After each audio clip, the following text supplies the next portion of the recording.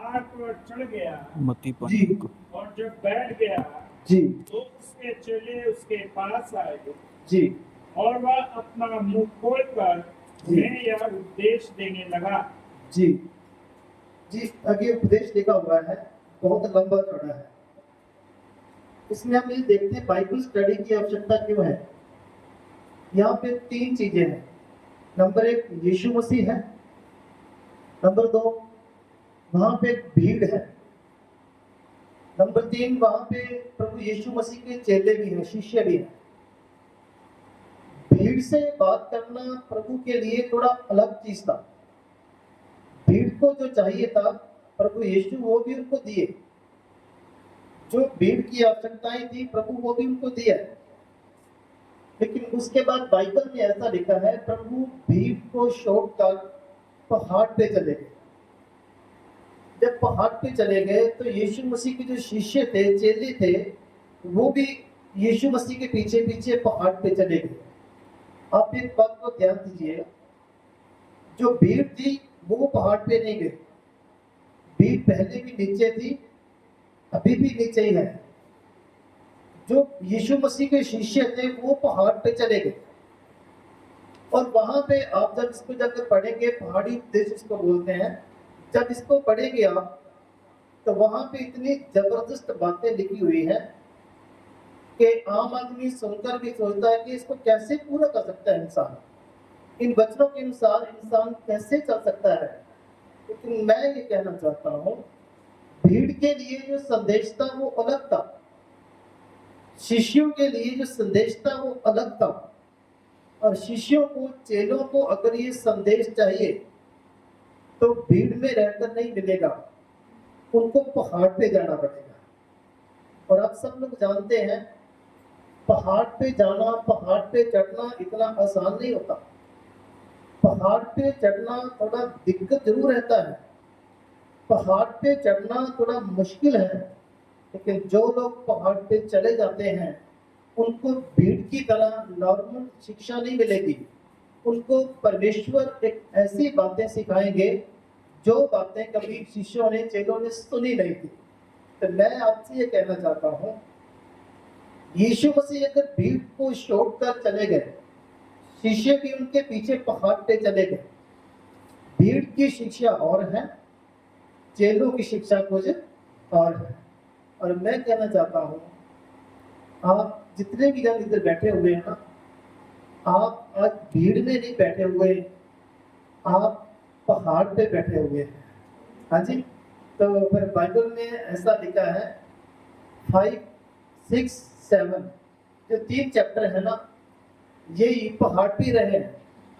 8 chapter में लिखा है वो पहाड़ से नीचे उतरे। ध्यान दीजिए प्लीज। मतलब लंबे समय तक उनको वहां पे बैठना पड़ा, लंबे समय तक उनको बैठना पड़ा। लेकिन प्रभु यीशु मसीह ने जो इनको सिखाया ना वो जबरदस्त था, वो अद्भुत था। ऐसे प्रभु उनको बोला कि लिखा है, आपने सुना है, विचार नहीं करना। लेकिन ऊपर वो सिखाए, विचार करना तो दूर की बात, किसी स्त्री को बुरी नजर से देखना भी नहीं है। अजी ऐसी कुछ बातें प्रभु उनको सिखाए। और मेरा मानना ये है, अगर वो पहाड़ पे बैठकर शिक्षा नहीं लिए होते, आपको पता है इस बात का, 12 शिष्य यीशु मसीह के थे, 70 का ग्रुप एक और था, भीड़ अलग थी। लेकिन ये जो 12 लोग थे यही पहाड़ पे चढ़े थे। जब ये पहाड़ पे चढ़े हैं, इन्होंने यीशु मसीह से वो शिक्षा ली डीपली। और जब ये शिक्षा ली है तो बाइबल हमें ऐसा बताती है, जॉन चैप्टर 6 में पढ़ेंगे नहीं कि यीशु मसीह को छोड़कर सभी लोग चले गए। भीड़ के लोग यीशु मसीह को छोड़कर चले गए। हैरानी की बात तो ये है, जो 70 यीशु मसीह ने 70 चेले और बनाए थे ना, वो भी छोड़कर चले गए। और बाइबल में ऐसे लिखा है, वो फिर कभी प्रभु के पीछे नहीं चले। लेकिन 12 लोग यीशु मसीह को छोड़कर नहीं गए। 12 लोग क्यों नहीं छोड़कर गए यीशु मसीह को? क्योंकि उन्होंने नॉर्मल नहीं, पहाड़ पे बैठकर शिक्षा ली हुई है। उनकी तालीम जो है ना, उन जबरदस्त है। तो वो यीशु मसीह बाकी लोगों को नहीं बोले कि आप चले जाओ, वो अपने आप यीशु मसीह को छोड़कर चले गए। आपको पता है 12 लोग वो हैं जिनको यीशु मसीह स्वयं बोले आप भी जाना चाहते हो तो जा सकते हो, लेकिन प्रभु के कहने पर भी वो प्रभु को छोड़कर नहीं गए। क्यों नहीं प्रभु को छोड़कर गए? क्योंकि उनको शिक्षा है, जो है ना उनकी शिक्षा, वो उनको छोड़ने नहीं देती प्रभु को। तो एक बात अगर आप मेरे साथ सहमत हैं तो चर्च में बहुत सारे लोग आते हैं, बहुत सारे लोग चले जाते हैं। हर चर्च में होता है, बहुत सारे लोग आते हैं छोड़कर चले जाते हैं। लेकिन मैं एक बात कहूँगा, अगर हम विश्वासियों को कुछ समय के बाद, स्टार्टिंग में नहीं, कुछ समय के बाद अगर बाइबल स्टडी शुरू करते हैं, उनको पहाड़ पे भी लेकर जाते हैं कि नीचे भीड़ भी सब कुछ नहीं है, पहाड़ में भी कुछ है। जो आदमी पहाड़ पे बैठता है, जो पहाड़ पे बैठकर शिक्षा देता है, उसको पादरी साहब बोलेंगे ना चले जाओ, वो कभी छोड़कर नहीं जाएगा, क्योंकि उसको शिक्षा जो है वो कभी छोड़ने नहीं देगी। इसलिए बाइबल का जो मेन पार्ट है वो परमेश्वर का वचन है, परमेश्वर के वचन की शिक्षा है। आपको कैसी शिक्षा मिली है वो आपकी लाइफ को वैसे ही सेटल कर देगा। मैं आपको एक गवाही बताना चाहूंगा कि हमारे चर्च की एक लड़की थी, ध्यान सुनिएगा। जब वो चर्च में आती थी तब बहुत अच्छा था, उसके बाद उसकी शादी हो गई किसी दूसरी जगह पे, और शादी हो गई तो कम से कम मेरे को 10 साल बाद मिली एक शादी में, किसी और शादी में। तो मेरे को मिली, मैंने को बोला बेटा फिर मिले नहीं आप? तो वो बोलती मैं क्या बताऊँ, मैं बहुत दुखी हूँ। मैंने पूछा क्या हुआ है? वो बोलती कि मैं इतनी दुखी हूँ कि जब मेरी शादी हुई तो शादी के बाद मेरे को पता चला कि मेरा पति बहुत नशे करता है। कई बार तो वो घर का सामान भी बेच देता है, कई बार तो उसने मेरा सामान भी उठा कर बेच दिया अपना नशा पूरा करने के लिए। तो सभी लोगों ने बोला कि इसको छोड़ दे, लड़की बहुत सुंदर भी है, पढ़ी लिखी भी है, समझदार भी है, हर तरह से अच्छी है। तो बोली मैंने छोड़ देना था, लेकिन मैं छोड़ा नहीं उसको। मैंने बोला क्यों नहीं छोड़ा भाई, क्या कारण था? वो बोलती जो मैंने चर्च में शिक्षा ली है ना, वो मेरे को छोड़ने के लिए भी बोल रही थी। परमेश्वर का वचन मैंने सीखा है कि एक ही पति के साथ रहना है। मैं अपने लाइफ में चाहे दुखी रहूं, लेकिन एक ही पति के साथ रहूंगी। मेरा कहने का मतलब है, अगर कुछ समय तक उसने शिक्षा ली तो एक नशा करने वाले पति को छोड़कर इधर उधर नहीं गई। अगर विश्वासियों को अच्छी तरह पहाड़ में बैठाकर शिक्षा दी जाए तो वो भी पादरी साहब को या चर्च को छोड़कर कभी नहीं जाएंगे। कुछ ना कुछ लोग रहते हैं जिनको बांध कर रखोगे तो भी नहीं रहेंगे, लेकिन कुछ लोग हैं, ज्यादातर लोग छोड़कर नहीं जाएंगे। क्यों नहीं छोड़कर जाएंगे? उनको शिक्षा जो है वो बांध कर रखेगी। हम किसी को बांध कर नहीं रख सकते, लेकिन शिक्षा जो है ना वो बांध कर रख सकती है। शिक्षा पाए हुए लोग ही एक जगह पे टिकते हैं, बाकी लोग तो सब घूमने वाले रहते हैं ना, कभी इस चर्च में कभी उस चर्च में। लेकिन जो शिक्षा पाए हुए लोग हैं वो एक जगह पे रहते हैं, स्थिर भी रहते हैं, बढ़ते भी हैं, और दूसरों के लिए भी वो आशीष का कारण बनते हैं। इसलिए मैं ये बोल रहा था कि बाइबल स्टडी की आवश्यकता क्यों है। बाइबल स्टडी का मीनिंग ये है कि पहाड़ पे बैठना हमने। अभी पहाड़ पे बैठे तो यीशु मसीह ने उनको जल्दी उतरने नहीं दिया। तो हम भी सोच रहे हैं कि काफी समय इधर बैठे, आपको पहाड़ से नीचे जल्दी नहीं उतरने दें, लेकिन फिर भी हम जल्दी ही खत्म कर देंगे, क्योंकि वो यीशु मसीह थे जो ज्यादा समय तक उनको सिखाए। तो हम सिर्फ 2 घंटे के लिए सीखेंगे, 1 घंटा पहले 1 घंटा बाद में तकरीबन, उसके बाद हम आपको फ्री कर देंगे जी। तो पहली बात हमने देखी बाइबल स्टडी की आवश्यकता क्यों है। हर किसी को आवश्यकता है, और हमने अपने चर्च में शुरू किया है सेकंड सैटरडे। बच्चों को भी स्कूल में छुट्टी रहता है, और कुछ पास्टर लोग भी आते हैं, विश्वासी लोग भी आते हैं। जब से हमने शुरू किया है ना, तब से विश्वासियों का लेवल बढ़ गया है, तब से विश्वासी खुदावंद को ज्यादा प्यार करने लगे हैं, तब से वो विश्वासी ज्यादा अपनी जिम्मेदारी समझने लगे हैं, तब से उन विश्वासियों में हमें भी नजर आ रहा है कुछ ना कुछ। ये सचमुच परमेश्वर के वचन की भूख है इन लोगों में। आपको पता है जब बाइबल स्टडी होता है तो लोग सभी काम अपना छोड़कर, कुछ मिस्त्री लोग हैं, कुछ काम करते हैं, वो सभी काम छोड़कर पूरा दिन उधर रहते हैं, पूरा इंतजाम करते हैं, सब कुछ करते हैं, सीखते भी हैं, हमें भी खुशी मिलती है। उनको भी अच्छा लगता है और आशा करते हैं प्रभु को भी अच्छा लगता होगा। बाइबल स्टडी हमको मजबूत करती है, स्थिर करती है। तो आपको पता है जो 70 लोग थे ना, वो भी छोड़कर चले गए, भीड़ भी छोड़कर चली गई, लेकिन 12 लोग छोड़कर नहीं गए। 12 लोगों को यीशु मसीह बोले जाओ, वो फिर भी नहीं गए। हाँ जी, इसलिए अगर हम चाहते हैं कि लोग हमारे साथ रहें, हम प्रभु के साथ रहें, तो एक चीज हमारी सहायता कर सकती है, वो है परमेश्वर का वचन बाइबल स्टडी के तौर पे कुछ ऐसी बातों को सीखना जो हम भीड़ में नहीं सीख सकते, कुछ ऐसी बातों को सीखना जो हम संडे सर्विस में नहीं सिखा सकते ना सीख सकते हैं। तो अभी उन बातों की ओर हमें जाना है।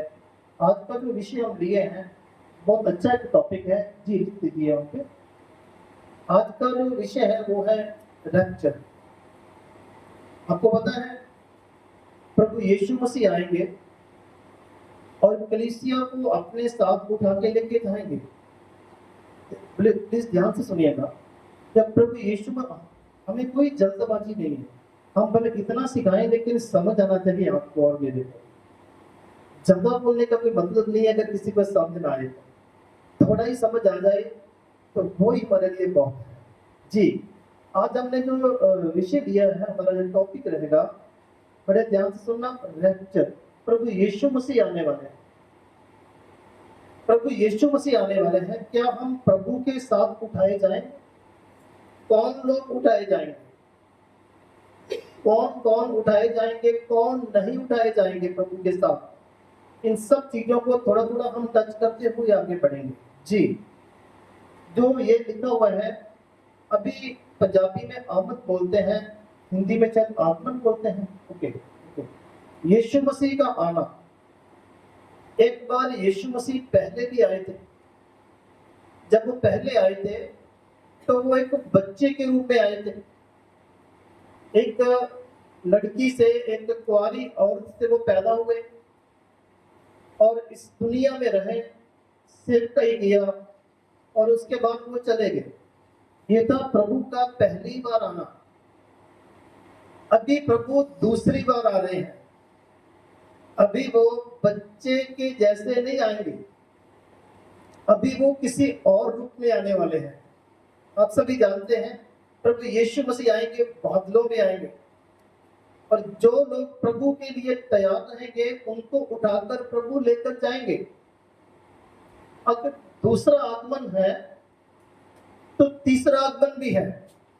अगर सेकंड टाइम प्रभु आ रहे हैं तो तीसरी बार भी प्रभु आएंगे। हाँ जी, वहां तक तो पता नहीं हम पहुंच पाएंगे कि नहीं पहुंच पाएंगे, लेकिन दूसरी बार जब प्रभु आ रहे हैं उसके बारे में हमने थोड़ा सीखना है कि प्रभु कैसे कैसे कैसे आ रहे हैं। और इस चीजों के लिए 3 विचार हैं लोगों के, थोड़ा लिख सकते हैं आपको। तो रैप्चर के बारे में जब आप प्रचार सुनेंगे तो आपको 3 तरह के लोग मिलेंगे जो 3 तरह की बातें आपको बताएंगे। लेकिन हमने देखना है, हम किसी को गलत नहीं बोल सकते, क्योंकि हमारा ये नहीं है किसी के ऊपर दोष लगाने के लिए हम खड़े नहीं हुए। हम तो अपनी तरह से जो बाइबल में लिखा है उसको थोड़ा बताने की कोशिश करेंगे। कुछ लोगों का ये है, जब यीशु मसीह आएंगे, प्लीज ध्यान से सुनना, जब यीशु मसीह आएंगे तो आपको पता है कलीसिया को उठाकर लेकर जाएंगे। उसके बाद 7 साल का क्लेश रहेगा। अगर किसी को किसी बात की समझ ना आए तो आप मुझसे पूछ सकते हैं। 7 साल का क्लेश रहेगा, कष्ट रहेगा। कुछ लोगों का मानना है जो बाइबल पढ़ाते हैं, प्रचार करते हैं, कि यीशु मसीह जब आएंगे तो उससे पहले ये क्लेश होगा। कुछ लोगों का ये मानना है क्लेश पहले होगा, कष्ट पहले होगा, कलीसिया का उठाया जाना बाद में होगा। 7 साल के कष्ट के बाद कलीसिया को उठाकर प्रभु लेकर जाएंगे। लेकिन कुछ लोगों का मानना ये है कि नहीं, 7 साल का कष्ट बाद में होगा, प्रभु पहले कलीसिया को उठाकर लेकर जाएंगे। तो नंबर 3, कुछ लोगों का ये मानना है कि जब ये कष्ट शुरू होगा, 3.5 साल का जो एक टाइम रहता है सेंटर का, 3.5 साल के बाद यीशु मसीह कलीसिया को उठाकर लेकर जाएंगे। ये 3 तरह के प्रचारक आपको मिलेंगे जो ये अपने अपने ढंग से या पता नहीं कैसे वो बोल रहे हैं, लेकिन जो मैं जिस बात के साथ सहमत हूं वो ये है कि कलेश कष्ट बाद में होगा, यीशु मसीह आएंगे तो कलीसिया को पहले उठा कर लेकर चले जाएंगे, है ना, कि हम लोग कष्ट में नहीं रहेंगे, हम लोग कष्ट में नहीं रहेंगे, हम पहले से यीशु मसीह जो है हमको उठाकर लेकर चले जाएंगे। तो ये मेरा विचार है, बाइबल का भी यही मानना है जी। एक वर्ड है बाइबल में, अगर ग्रीक में पढ़ेंगे तो लिख सकते हैं HARPAZ, हार्पज़ वर्ड है, प्लीज इसको थोड़ा समझना आपने। उसको ग्रीक वर्ड है ना, जो उसका मीनिंग पता क्या है, उसका 3 लाइनों में आपको मैं बताऊंगा। ग्रीक में अगर पढ़ेंगे रैप्चर का मीनिंग क्या है, तो ग्रीक में ये वर्ड मैंने लिख दिया है। हाँ जी, उसका मतलब क्या है, बल के साथ, शक्ति के साथ, ताकत के साथ जी, किसी चीज को छीन लेना। थोड़ा आसान शब्द में बोल रहा हूं, बल के साथ, शक्ति के साथ, पूरी ताकत के साथ किसी चीज को छीन लेना या ले लेना, यही मतलब है ग्रीक में उसका। खुदाबंद यीशु मसीह जब आएंगे अपने बल के साथ, अपनी सामर्थ के साथ, अपनी ताकत के साथ, वो अपने कलीसिया को ले जाएंगे।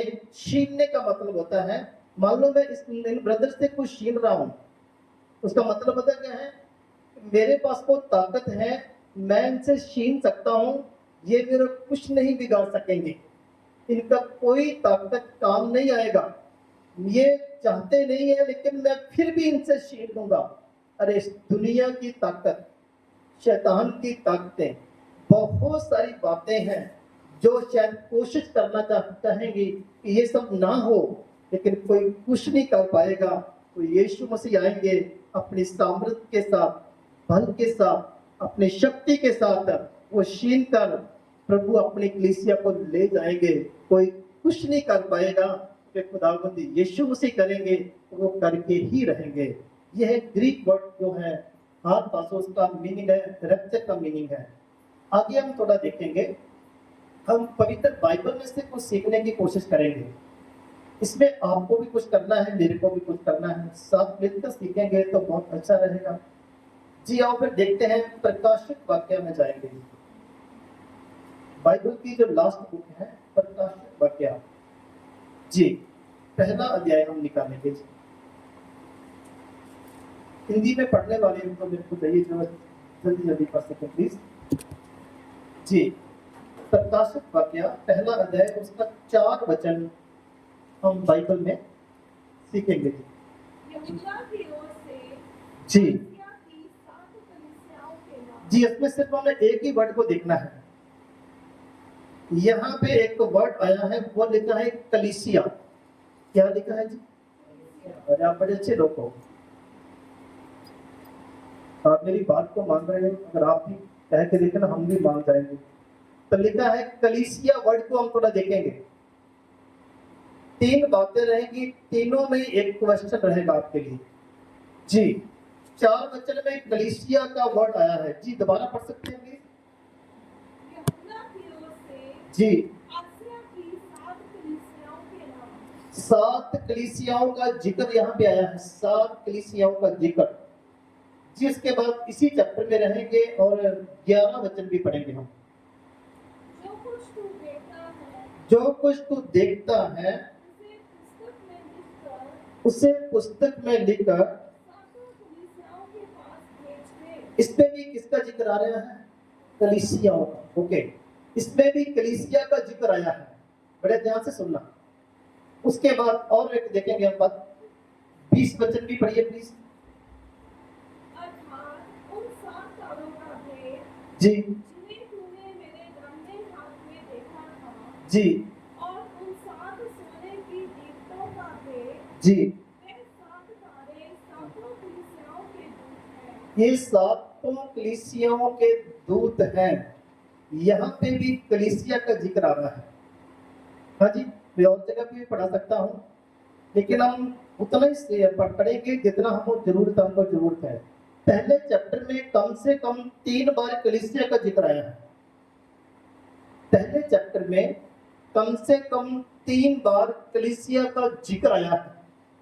दूसरा में पढ़ेंगे, दूसरे चैप्टर में जाएंगे, पहला वचन पढ़ेंगे, दूसरा अध्याय प्रकाशित वाक्य जी इफिसुस की कलीसिया के दूत को ये लिख, 2 का 1 में लगा इफिसुस की कलीसिया। यहाँ भी कलीसिया का जिक्र आया है। हमें देखना भी कलीसिया का जिक्र कितनी बार कहाँ कहाँ पे आया है जी। उसके बाद पढ़ेंगे हम 7 वचन भी पढ़ेंगे जी। जिनके कान हो जी वह सुन ले जी कि आत्मा कलीसियाओं से क्या कहता है। जी, यहाँ पे भी कलीसिया का जिक्र आ रहा है। हाँ जी, आप अगर कर सकते हैं तो आप गिन भी सकते हैं, गिनती भी कर सकते हैं कितनी बार आ रहा है। जब आप नोट करेंगे तो आप गिनती भी कर सकते हैं जी। आगे पढ़े जी, 8 वचन भी पढ़े, इसका 2 चैप्टर में ही रहेंगे। 2 का 8 पढ़िए प्लीज। स्मुरन की कलीसिया के दूत को यह लिख, यहाँ पे भी कलीसिया का जिक्र आ रहा है जी। जी आगे पढ़ेंगे, 12 वचन पढ़े जी प्लीज। फिर वह की कलीसिया के दूत को ये लिख, यहाँ पे भी कलीसिया का जिक्र आ रहा है, गिनते रहिए। 17 वचन पढ़िए अभी। जिसके कान हो वह सुन ले कि आत्मा कलीसियाओं से क्या कहता है। 17 वचन में भी ऐसा लिखा है, जिसके कान हो सुन ले आत्मा कलीसिया को क्या कहता है। अभी कलीसिया के बारे में देख रहे हैं, कलीसिया वर्ड के बारे में थोड़ा सीखना हमने। 18 वचन भी पढ़ दीजिए प्लीज। थुआतीरा की कलीसिया के दूत को यह लिख, थुआतीरा की कलीसिया के दूत को भी ये लिख। इसमें भी कलीसिया का जिक्र आ रहा है, बार बार कलीसिया का जिक्र आ रहा है। हम इतनी बार क्यों पढ़ रहे हैं वो भी मैं बताऊंगा आपको। 23 पढ़ेंगे प्लीज इसका।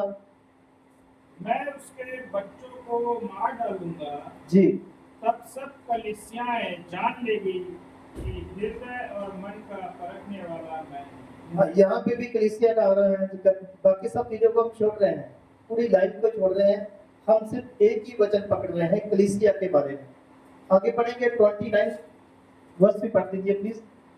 जिसके कान हो वह सुन ले कि आत्मा कलीसियाओं से क्या कहता है। जी, हमने पहले चैप्टर में भी देखा, कम से कम 3 बार हमने पढ़ा कलीसिया का जिक्र आया है। 2 चैप्टर में हमने पढ़ा, कम से कम 10 के करीब कलीसिया का जिक्र आ रहा है। अभी 3 चैप्टर में भी देखते हैं कि उसमें कलीसिया का जिक्र कितनी बार आता है जी। जी पहला वचन पढ़ेंगे जी। सरदिस की कलीसिया के दूत को यह लिख, आप यहाँ से भी नोट कर सकते हैं, सार्दिस की कलीसिया के दूत को ये लिख। यहाँ पे भी आया है। 6 वचनों को पढ़ेंगे हम जी। जिसके कान हो जी। वह सुन ले कि आत्मा कलीसियाओं से क्या कहता है। 6 में भी है और 7 में भी रहेगा जी। फिलदेल्फिया की कलीसिया के दूत को यह लिख, जी 13 वचन भी पढ़ दीजिए प्लीज। जिसके कान हो वह सुन ले कि आत्मा कलीसियाओं से क्या कहता है। जी 22 वचन भी पढ़ें प्लीज। जिसके कान हो वह सुन ले कि आत्मा कलीसियाओं से क्या कहता है। बस ज्यादा नहीं पढ़ेंगे, फिर आप बोर हो जाएंगे। आपने देखा है पहले चैप्टर में भी बहुत बार कलीसिया का जिक्र आ रहा है जी। थोड़ा आपके लिए भी काम है मेरे पास। दूसरे चैप्टर में पढ़ा हमने कम से कम 10 के करीब कलीसिया का जिक्र आया। तीसरे चैप्टर में जब हमने पढ़ा तो कम से कम 5-6 बार कलीसिया का जिक्र आ रहा है। 5 बार ओके।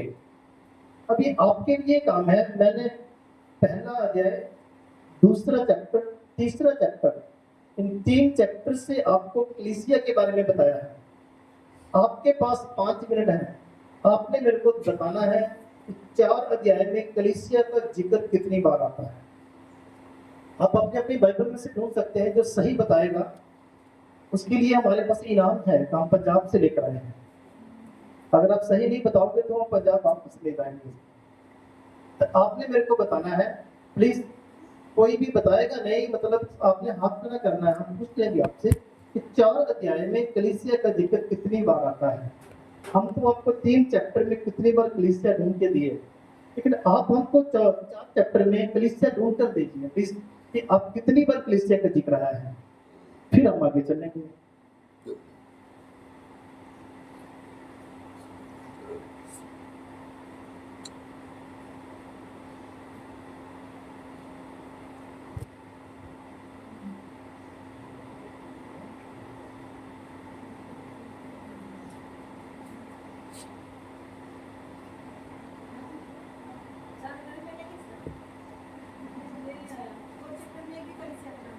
नहीं नहीं अगर नाम नहीं मिलेगा ढूंढने पर ही नाम मिलेगा। तो बहुत बुरा बात आपको मिला सर, विजय सर, आपको भी नहीं मिला। मेरी बाइबल में तो है 4 चैप्टर में,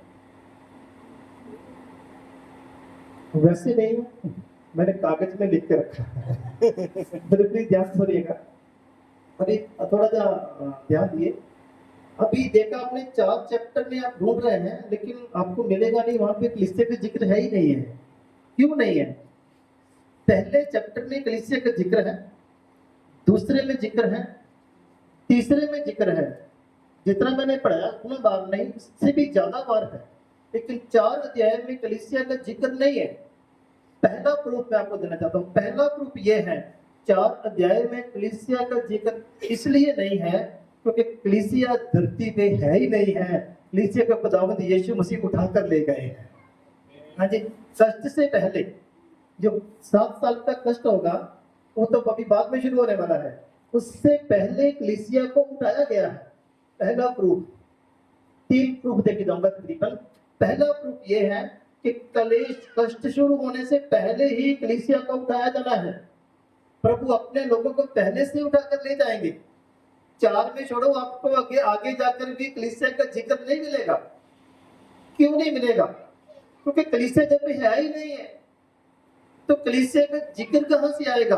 7 कलीसियाओं का जिक्र बार बार आ रहा था, अभी एक कलीसिया का भी नाम नहीं मिल रहा, क्योंकि उन कलीसियाओं को प्रभु उठाकर लेकर चले गए, है ना।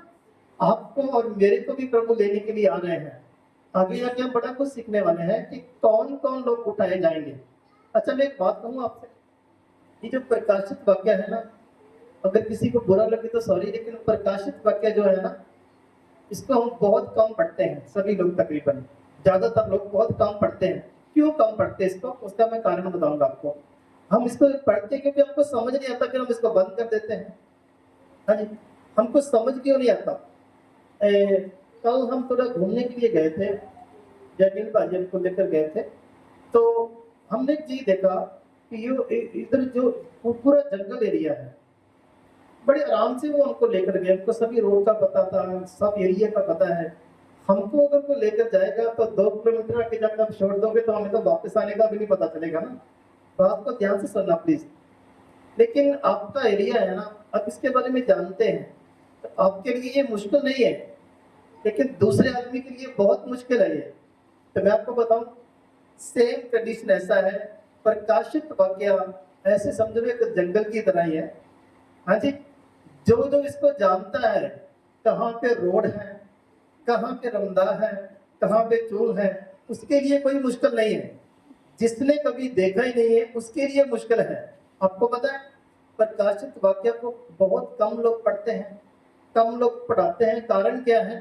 क्यों प्रकाशित वाक्य को बहुत मुश्किल लगता है। लेकिन मैं आपसे कहना चाहता हूँ, जैसे अब अभी हम सीख रहे हैं ना कल 7 कलीसियाओं के बारे में, इतना समय तो हमारे पास नहीं रहेगा, लेकिन बाइबल में 7 कलीसियाओं के बारे में ध्यान सुनेगा। उसके बाद रैप्चर, जो अभी सीख रहे रैप्चर के बारे में, कौन लोग उठाए जाएंगे, जो लोग बचेंगे यहाँ पे रह जाएंगे उनके साथ क्या होगा, जब हमें ये सीखने को मिल जाएगा। उसके बाद बाइबल में 7 तुरियों के बारे में लिखा है, हम वो भी पढ़ाते हैं, पढ़ाएंगे आने वाले समय में। अभी 7 तुरियों के बारे में लिखा है, 7 मोहरों के बारे में लिखा है, प्लीज ध्यान से सुनिएगा।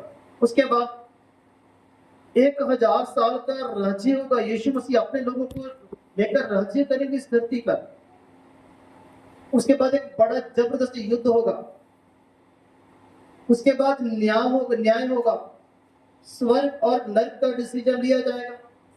मैं आपसे एक बात पूछना चाहता हूँ, अगर मेरे को और आपको प्रकाशित वाक्य में 7 तुरियों के बारे में पता चल जाए पूरा, इस 7 तुरियां कब कब बजेगी तो क्या क्या होगा, अगर आपको और मेरे को पता चल जाए कौन कौन सी मोहर कब खुलेगी तो क्या होगा, अगर आपको और मेरे को पता चल जाए कि 1000 साल का जो राज्य है वो कैसा होगा, आपको और मेरे को पता चल जाए 7 साल का जो कष्ट है ये कैसा होगा, तो अगर ये सब पता क्या है आपको पता, ये सब गलियां हैं, ये सब बाजार हैं बाइबल प्रकाशित वाक्य के। जैसे आपके एरिया का आपको पता है, वैसे ही प्रकाशित वाक्य के आपको बाजार गलियों का पता चल जाए, मोहरों का तुरियों का पता चल जाए, तो मैं आपसे कहना चाहूंगा बाइबल की सबसे आसान पुस्तक आपको प्रकाशित वाक्य ही लगने लग जाएगी। लेकिन हम इसको इसलिए पढ़ते नहीं है क्योंकि हमको पता नहीं चलता, लेकिन हमने कोशिश किया है, कभी हम जितने भी पास्टर्स हमारे साथ हैं या विश्वासी लोग हैं, हम उनको पढ़ाने की कोशिश कर रहे हैं। अभी हमारा यही चल रहा है, जो इधर जिस समय हम इधर आए ना, हमारा लेक्चर ही विषय चल रहा था, तो हमने सोचा है कि हम अपने साथियों को ये सब पढ़ाने की कोशिश करेंगे, फिर उनको प्रकाशित वाक्य की पुस्तक मुश्किल नहीं लगेगी, उनको लगेगा सबसे आसान तो यही पुस्तक है, जबकि हमारे लिए इसकी बहुत ज्यादा आवश्यकता है हमारे लिए, क्योंकि जो स्वर्ग में जाना चाहता है, वहां पे रहना चाहता है, तो कैसे जाएगा, कैसे सब कुछ होगा, इसके बारे में भी उसको पता होना चाहिए। तो हम तो ये सोच रहे हैं कि जो विश्वासी हैं चर्च के, उनको भी प्रकाशित वाक्य का ज्ञान होना बहुत जरूरी है, इसलिए हम उनको ये अभी शुरू किया है पढ़ाने के लिए। तो फिर मैं आपको थोड़ा आगे लेके चलूंगा जी।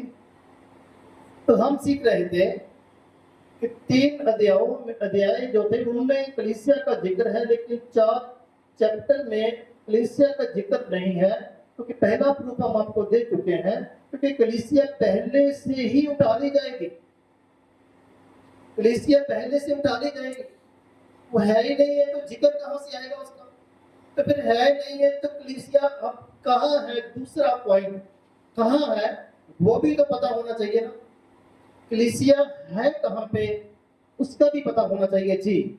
आपने ध्यान नहीं दिया, लेकिन प्रकाशित वाक्य 2 अध्याय उसका 7 वचन में हमने पढ़ा था, प्रभु वहां पे बोल दिए थे 7 अध्याय में ही, 7 वचन में ही प्रभु बोल दिए थे, 2 अध्याय उसका 7 वचन में ही प्रभु ने एक थोड़ा सा चिन्ह दे दिया था, इंडिकेशन दे दिया था, प्रभु समझाने के लिए हमको बोले थे वहां पे, लेकिन हम कई बार सब नहीं पढ़ते या पढ़ नहीं पाते उसको ध्यान से। 7 वचन को पढ़ेंगे, प्रकाशित वाक्य 2 का 7।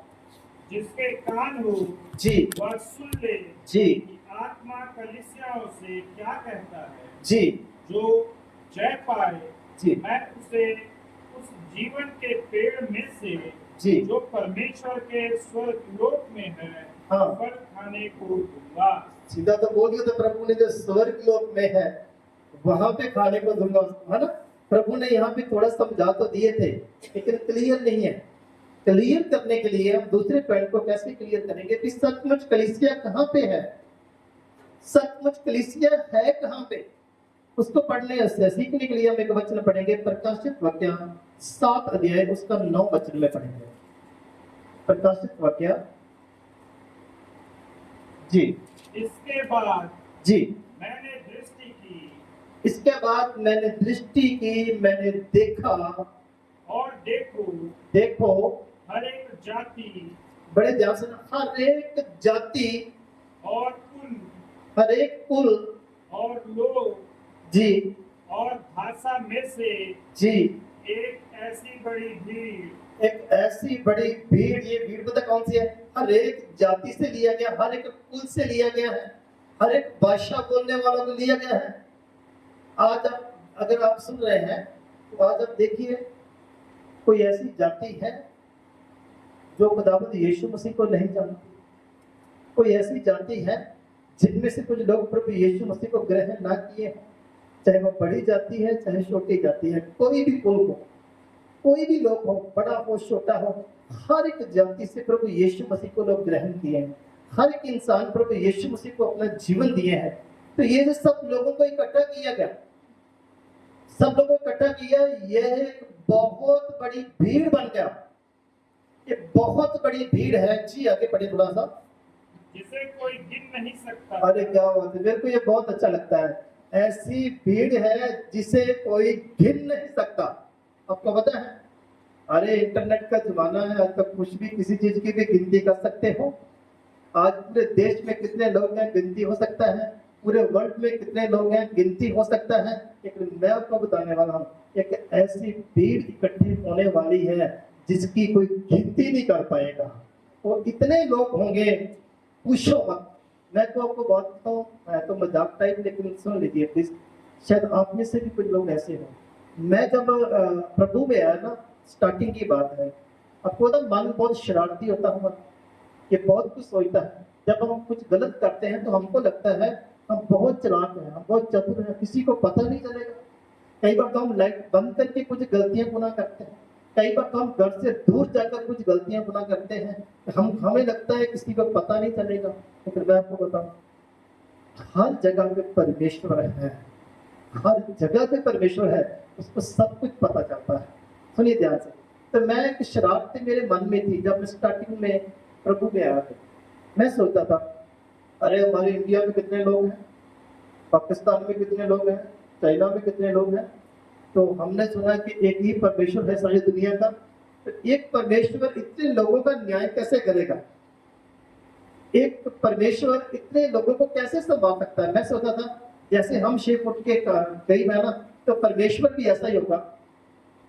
तो मेरे को लगा, मैं अपने मन में सोचा था, जब परमेश्वर न्याय करेंगे ना, तो लोग स्वर्ग में नरक में लोगों को भेजेंगे, तो भीड़ में हम निकल कर उधर चले जाएंगे। तो मेरे मन में था कि भीड़ में ऐसा हो सकता है कि यहाँ से निकलकर वहां चले जाओ, एक आदमी को क्या पता चलेगा। मेरे को लगता था कि परमेश्वर भी छोटा है। ध्यान से सुनिएगा, मेरे को लगता था परमेश्वर ठीक है बड़े होंगे, लेकिन जब सब लोग इकट्ठा हो जाएंगे तब परमेश्वर छोटा हो जाएगा, भीड़ बड़ी हो जाएगी। तो आपने शायद पढ़ा होगा या नहीं, जब मैं बाइबल पढ़ते यशायाह की पुस्तक में आया, तो ध्यान से सुनिएगा। तो यशायाह की पुस्तक में मैंने वचन को पढ़ा जिसने मेरा सारा सिस्टम चेंज कर दिया, इसने मेरी सोचों को, विचारों को चेंज कर दिया। वहां पे पता क्या लिखा है? पंजाबी में बड़ा अच्छा वर्ड है, हिंदी में पता नहीं क्या लिखा होगा। उसमें लिखा है, जैसे एक बर्तन, पंजाबी में डोल जिसमें हम दूध लेकर आते हैं ना, डिब्बा वैसा। तो लिखा, जैसे एक डोल में, एक डिब्बे में एक बूंद पानी की, जैसे एक बर्तन में एक बूंद पानी की है, ऐसे ही परमेश्वर के सामने, परमेश्वर के सन्मुख सारी दुनिया को इकट्ठा किया जाए तो वो एक बूंद पानी के समान होगी। जब मैंने ये वचन पढ़ा तो मेरा विचार बदल गया। मैं सोचा, अब तो परमेश्वर बहुत बड़े हैं, हम तो पूरी दुनिया मिलकर एक बूंद के समान है, तो फिर तो परमेश्वर सबको छान सकता है, परमेश्वर सबको देख सकता है, फिर तो मैं उधर नहीं जा पाऊंगा। फिर मैंने अपने पापों से पश्चाताप किया, सही में बोल रहा हूं खुदा की हुजूरी में। फिर मैंने अपने पापों से पश्चाताप किया, तब मेरे मन से वो शरारत निकल गई। मैं अपने मन में जो सोचता था ना, गलत विचार, वो मेरे मन से निकल गए कि मेरे को पता चल गया कि परमेश्वर बहुत बड़े हैं। हाँ जी, परमेश्वर छोटे नहीं है, मेरे को लगता था। लेकिन फिर भी देखिए, वो परमेश्वर इतनी बड़ी भीड़ को इकट्ठा कर दिए, इतनी बड़ी भीड़ है, बाइबल में हम पढ़ रहे हैं, उसकी कोई गिनती नहीं हो सकती। हर एक जाति से, हर एक कुल से उनको लिया गया है। और ये सब कहां पे है आपको पता है? मेरे को एक और घटना याद आई, प्लीज सुनिए। हमारे चर्च में ना एक विश्वासी आया, दूसरे गांव से है। उनके पास ना, जैसे ही आपकी गाड़ियां है ना स्कूल की, ऐसे वो स्कूल की गाड़ियां चला, उसके पास अपनी 2-3 गाड़ियां थी स्कूल की। उसकी प्रॉब्लम ये थी, जब गाड़ी वो लेकर जा रहा ना, तो अपने आप ही गाड़ी में आग लग जाती थी। कभी वायरिंग सड़ गया, कभी कुछ हो गया। अरे एक बार तो ऐसा हुआ कि वायरिंग को भी कोई प्रॉब्लम नहीं हुई, शीट जो होती है ना, शीट के ऊपर लगा रहता है वो लेदर वगैरह, वो जलने लगा। वो बड़ा परेशान था। तो वो हमारे चर्च में आया, तो वो तभी आप गाड़ी चला के देखो। मेरे को लगता कि आप गाड़ी में बैठोगे, चलाओगे तो हमारी गाड़ी ठीक, उसका विश्वास था। तो मैंने कभी जिंदगी में गाड़ी चलाई नहीं थी, तो मैंने इसको चला तो लिया। हाँ जी, मेरे साथ बहुत ऐसी घटनाएं हुई है। एक बार किसी ने ना गन लिया, मैं वो तो पहली गोली आप चलाओगे हाँ जी, एक बार के ट्रैक्टर लिया, वो बोलते पहले आप चलाओगे, फिर मैं तो बड़ा। तो मैं बताऊं आपको, जब वो गाड़ी चलाए, उसकी प्रार्थना की है, तो उसके बाद उसमें आग लगना बंद हो गया। तो वो ना घर में दो ही मेंबर थे, वो होता है कि उसका पिताजी था, बाकी उनकी वाइफ की डेथ हो गई थी। तो वो ऐसे बोल रहे थे, मैं आपके चर्च में आऊंगा, लेकिन मेरे पिताजी रोमन कैथोलिक चर्च में जाएंगे। फिर मैं कहा, आपकी इच्छा हमको जबरदस्ती नहीं कर सकते हैं, मेरे को पता है कि आपकी प्रार्थना से प्रभु ने अच्छा किया है, लेकिन हमने ना बाप बेटा ने आपस में बातचीत की है। आपने आपस में क्या बातचीत की? बोला, रोमन कैथोलिक वाले ना वो बहुत बड़ी मिशन है, लेकिन वहां पे कोई चमत्कार नहीं हो पाता, तो यहाँ पे चमत्कार होता है। तो मैंने और मेरे पिताजी ने आपस में बातचीत की है, आप उधर लगे रहो, हम इधर लगे रहेंगे। अगर ये पेंतीकोस्टल स्वर्ग जाएंगे तो मैं आपको खींच कर ले जाऊंगा, अगर आपके रूम में जाने लगे, मेरे को खींच कर ले जाना, हम दोनों स्वर्ग चले जाएंगे। वो उसकी शरारत थी। ऐसे हम अपने मन में बहुत सारी चीजें सोचते हैं, लेकिन हमारे सोचने से कुछ नहीं होता, होता वो ही है जो मंजूरी खुदा होता है। समझ गए ना मेरी बात को आप? तो फिर आगे देखते हैं जी, अभी हम देख रहे हैं कलीसिया है कहाँ पे। एक बार फिर पढ़िए प्लीज उसको, वचन को, 7 अध्याय का 9 वचन को। इसके बाद मैंने दृष्टि की, इसके बाद मैंने दृष्टि की, और देखो देखो हर एक जाति हरेक जाति और कुल हरेक कुल और लोग जी लोग और भाषा में से हरेक भाषा में से एक ऐसी बड़ी भीड़, एक ऐसी बड़ी भीड़ जिसे कोई गिन नहीं सकता था, जिसे कोई गिन नहीं सकता था, श्वेत वस्त्र पहने, अरे पहली बात, कैसे वस्त्र पहने हुए हैं? श्वेत वस्त्र पहने हुए, और अपने हाथों में खजूर की डालियां लिए, अपने हाथों में खजूर की डालियां लिए हुए, सिंहासन के सामने और मेमने के सामने खड़ी। सिंहासन के सामने और मेमने के सामने खड़ी है। सिंहासन कहाँ पे है? ऊपर है। समझ लीजिए आप, इसका मतलब ये भीड़ कहाँ पे खड़ी हुई है? स्वर्ग में। दूसरा प्रूफ ये है, ये भीड़ जो है ये वो ही कलीसिया है जिसको यीशु मसीह उठाकर ले गए। अब ये भीड़ वहां पे है, यहाँ पे तो सिंहासन है ही नहीं है। अरे यहाँ पे तो इंडिया में नरेंद्र मोदी जी का सिंहासन ही रहेगा, वहां पे ये परमेश्वर के सिंहासन के सामने खड़े हुए हैं। अरे यहाँ पे तो अलग अलग तरह के वस्त्र पहनते हैं, लेकिन वहां पे एक ही तरह के वस्त्र पहने हुए हैं। हाँ जी, वहां पे श्वेत वस्त्र पहने हुए, वहां परमेश्वर यीशु मसीह के सिंहासन के सामने खड़े हुए हैं। और ये बात हमको बताती है कि 3 चैप्टर तक कलीसिया थी, 4 में, 5 में, 6 में आपको नहीं मिलेगा, 7 में प्रूफ मिलेगा कि वो कलीसिया है कहां? परमेश्वर के सिंहासन के सामने है, वो स्वर्ग में जा चुकी है। दूसरा प्रूफ एक और एक आपको देते हैं, एक वर्ष आप और पढ़ लीजिए, प्रकाशित वाक्य 19 अध्याय, उसका पहला वचन हम बाइबल में से पढ़ेंगे। प्रकाशित वाक्य। इसके बाद मैंने स्वर्ग में मानो बड़ी भीड़ को ऊंचे शब्द से यह पुकारते सुना, हालेलुया। बस इतना बड़ा जी। एक यहाँ पे भी लिखा है, बहुत बड़ी भीड़ है, उच्च स्वर से बोल रही है। क्या बोल रही है? हालेलुया। एक बार और बोलेंगे प्लीज? हालेलुया। अरे कोई ऐसा है जिसने नहीं बोला, तो आपके लिए भी एक मौका है। ये बड़ी भीड़ क्या बोल रही है स्वर्ग में? हालेलुया। मैंने आपको पता 3 बार क्यों बुलवाया, ये भी सुन लीजिए कि बार बार इसको हालेलुया क्यों बोलते हैं, क्योंकि हमने वहां पे जाकर यही काम करना है। हाँ जी, ये जो कलीसिया है, भीड़ है ना, ये वहां पे है, धरती पे नहीं है, वहां पे है। ये वहां पे जाकर एक ही काम करेगी, हालेलुया।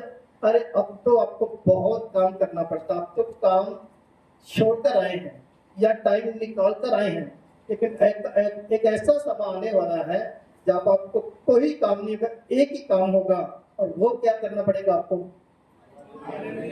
बहुत अच्छे लोग हैं, यही काम करना पड़ेगा। मेरे को फिर एक बात याद है कि मैं आपको बताऊंगा। मैं एक जगह पे चला गया, तो वो वहां पे मेरे को प्रचार करना था, बड़ी पुरानी बात है जी। तो वहां पे ना एक कुछ दूसरे चर्च के मेंबर थे, वो भी अब तक बैठ गए। बहुत बड़े थे वो, मतलब पैसे में भी बड़े थे, एक्सपीरियंस में भी बड़े थे, एज में भी हर तरह से बड़े थे वो। हाँ जी, तो मैं उनके सामने बच्चों की तरह था। तो सुनिए ध्यान से प्लीज। तो जब हम मीटिंग खत्म किए तो खाना खाने के टाइम वो मेरे साथ बैठे, मुझे बोले पादरी साहब वचन तो बहुत अच्छा सुनाया। मैं कह दी थैंक यू, लेकिन एक बात मेरे को बताओ, मैं उनके बोलने के स्टाइल से समझ गया था कि ये कोई ना कोई लफड़ा करेंगे। हाँ जी, तो मेरे को एक बात बताओ, आप ये हालेलुया जब बोलते हो तो हालेलुया हालेलुया हालेलुया एक बार बोलने से उसको सुनता नहीं है क्या?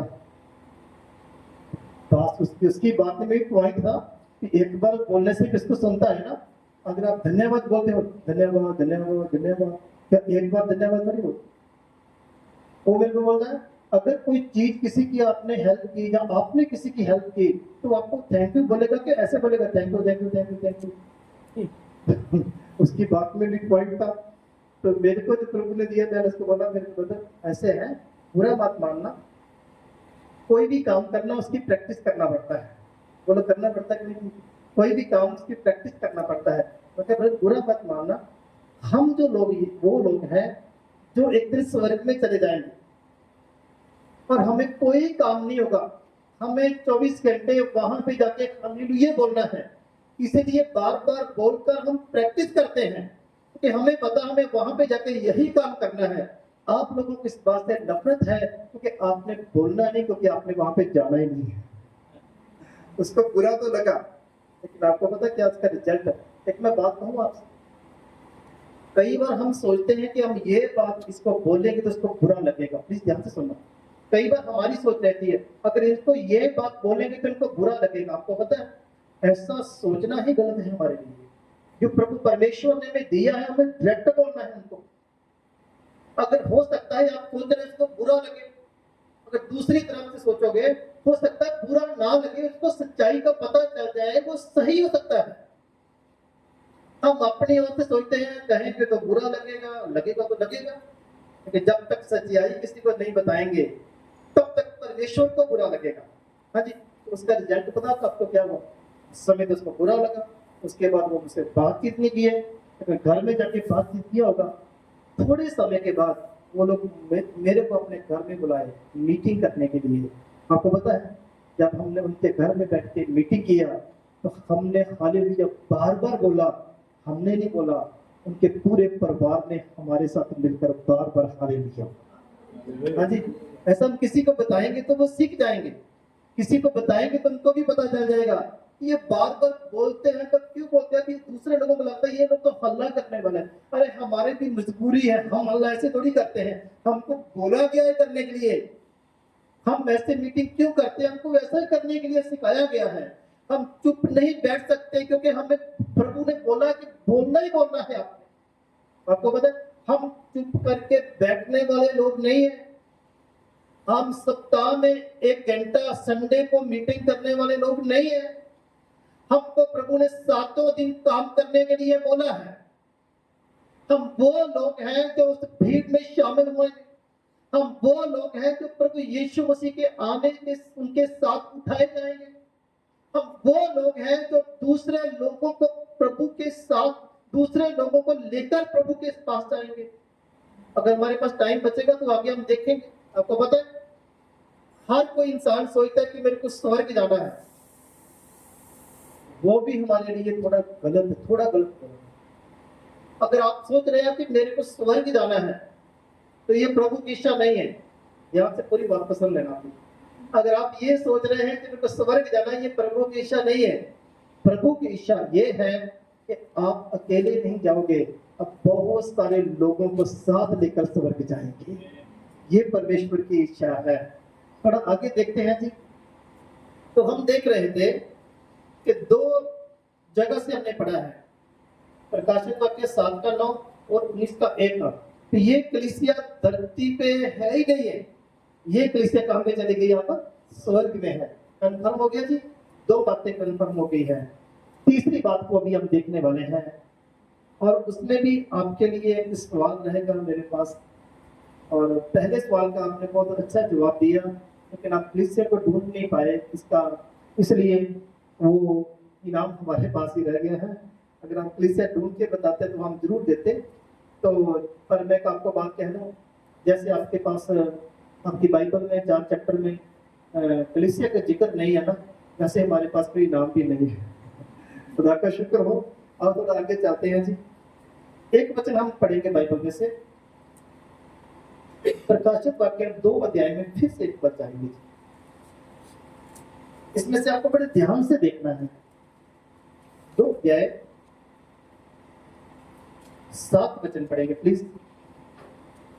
जिसके कान हो जी वह सुन ले जी, कि आत्मा कलीसियाओं से क्या कहता है।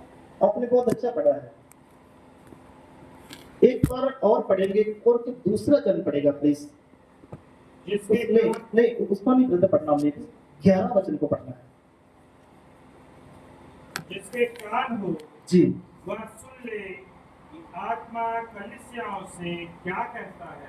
अभी जितने लोग आप सुन रहे हैं ना, आप ये बताएं मेरे को, डैनियल बच ने बोला है, आराधना ने बोला है ना, तो आप मेरे को ये बताएं कि जो उन्होंने पढ़ा है और इन्होंने पढ़ा है, इनमें कोई अंतर दिखा? एक ही बात है, लेकिन अंतर है इसमें। आप थोड़ा ध्यान से देखिए प्लीज, कुछ ना कुछ तो होगा। अगर नहीं है तो कोई बात नहीं, फिर और पढ़ेंगे हम। जब तक अंतर नहीं नजर आएगा तब तक हम पढ़ते रहेंगे, ये मेरा आपसे वादा है जी। पढ़ेंगे 17 वचन भी पढ़ेंगे जी, 2 का। जिसके कान हो जी वह सुन ले जी, आत्मा कलीसियाओं से क्या कहता है। फिर वही पढ़, पूरा लाइन सेम टू सेम है जी। ओके, कोई बात नहीं। 29 की पढ़े इसका 29 वचन भी। जिसके कान हो जी वह सुन ले जी, कि आत्मा कलीसियाओं से क्या कहता है। आप सोच रहे हैं कि एक ही लाइन बार बार क्यों पढ़ा रहे हैं, लेकिन मैंने आपसे वादा किया है जब तक इसमें कोई अंतर नहीं दिखेगा तब तक हम पढ़ते ही रहे। बार बार एक ही लाइन को हम पढ़ रहे हैं, हमें पढ़ने में क्या दिक्कत है जब लिखने वालों को दिक्कत नहीं है? बोल है कि नहीं जी? जब लिखने वाला लिख सकता है तो पढ़ने वाला क्यों नहीं पढ़ सकता? अगर लिखने वाला बार बार लिख सकता है तो पढ़ने वाला भी बार बार पढ़ सकता है। अगर लिखने वाले ने बार बार लिखा है तो वो कुछ समझाना चाहते हैं, तो हम बार बार पढ़ेंगे तो हम कुछ समझ आएंगे जी। जब तक नहीं अंतर दिखेगा तब तक हम पढ़ते रहेंगे 11, 17 और 28 जी। 29। 29 जी, आगे पढ़ेंगे हम जी। 3 अध्याय में चले जाएंगे, उसका 6 वचन पढ़ लीजिए प्लीज।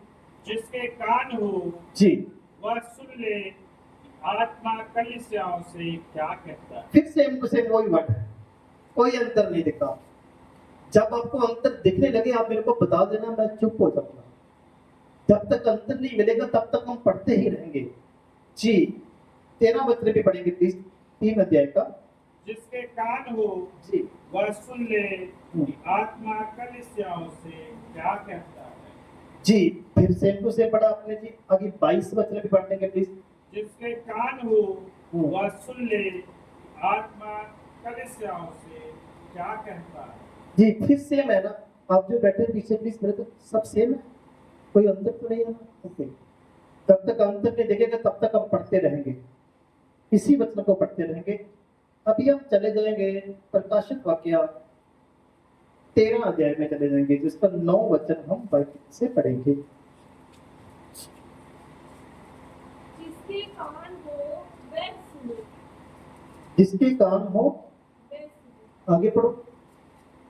जिसको कैद में नहीं नहीं नहीं नहीं, हर इतनी बार इन्होंने पढ़ा, उन्होंने कुछ अलग पढ़ा, आपने कुछ अलग पढ़ा है। तो अपने जो पढ़ा है वो क्या लिखा है? जिसके कान हो वह सुने। ओके, जिसके, अभी आपको थोड़ा अंतर लग रहा है या नहीं लग रहा है? अब लगने लगा ना आपको, इसका मतलब थोड़ा अच्छा लगेगा ना। तो आप मेरे को ये बताओ, अगर आपको अंतर लगा है तो आपके लिए क्वेश्चन ये है, जो पहले हमने इतनी बार पढ़ा है, पहले इतनी बार इस लाइन को पढ़ा है, उसमें और इसमें अंतर क्या है? जो दूसरी बार हमने पढ़ा है लास्ट में लाइन, उसमें कौन कौन सी चीजें जो पहली लाइनों में थी इस लाइन में नहीं है, वो मेरे को आप बता दीजिए। ओके, लिख दीजिए प्लीज, कौन कौन सी नहीं है? एक आत्मा लिखा नहीं, वर्ड नहीं है ना, एक कलीसिया नहीं है। ओके, लिख दो जी। एक तो आत्मा भी नहीं लिखा वहां पे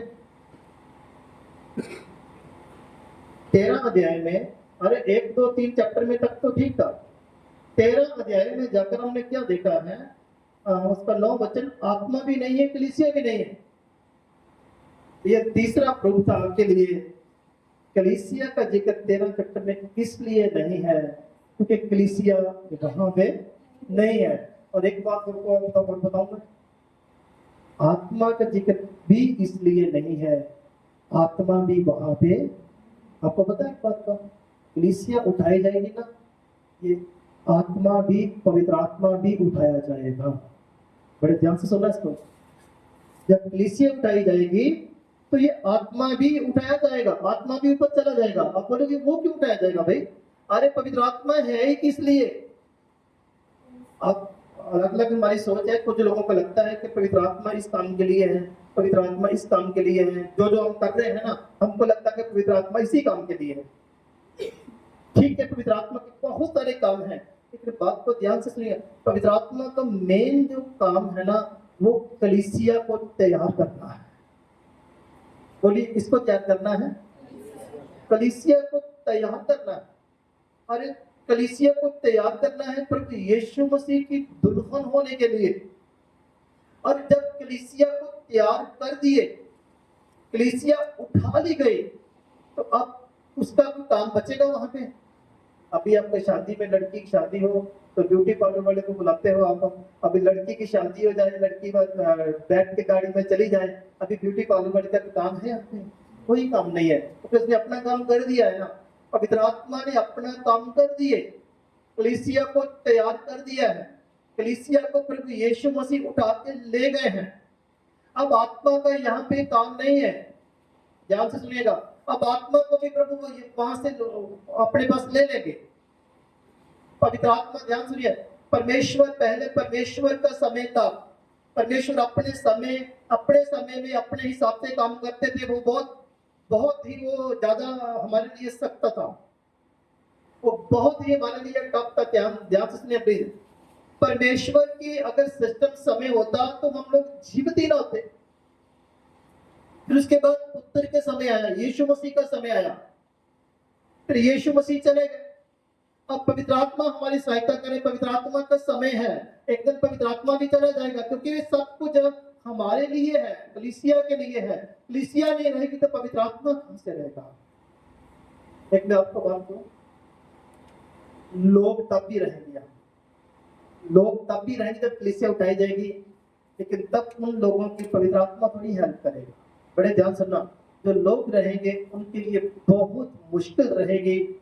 उनमें से कुछ लोगों को बचने का समय मिलेगा, बाइबल ऐसे लिखा है। लेकिन जब हम 1000 साल के बारे में सीखेंगे ना, उसमें ये सब कुछ आता है। लेकिन हम अभी सीख रहे हैं प्रभु यीशु मसीह के वचन से। मैंने 2 जगह पे आपको पढ़ाया है कि पहली बात हमने देखी है कि यीशु मसीह जब आएंगे तो अपने कलीसिया को उठा कर लेकर जाएंगे। तो हमने उसमें से एक ही बात को अभी तक सीखा है कि प्रभु कैसे उठा के लेके जाएंगे। पहली बात हमने देखा था कि कलीसिया 3 चैप्टर तक आएगा, 4 चैप्टर में नहीं आएगा। क्योंकि क्यों नहीं आएगा? क्योंकि कलीसिया कहाँ पे होगी? स्वर्ग में, है ना। स्वर्ग में कैसे होगी उसके बारे में 2-3 मैंने आपको वचन बाइबल में से लिखवा दिए हैं कि स्वर्ग में है, इसका प्रूफ है। नंबर 3 हम लास्ट में देखे थे कि आत्मा भी नहीं है, कलीसिया भी नहीं है। क्योंकि कलीसिया भी नहीं है तो आत्मा भी नहीं है।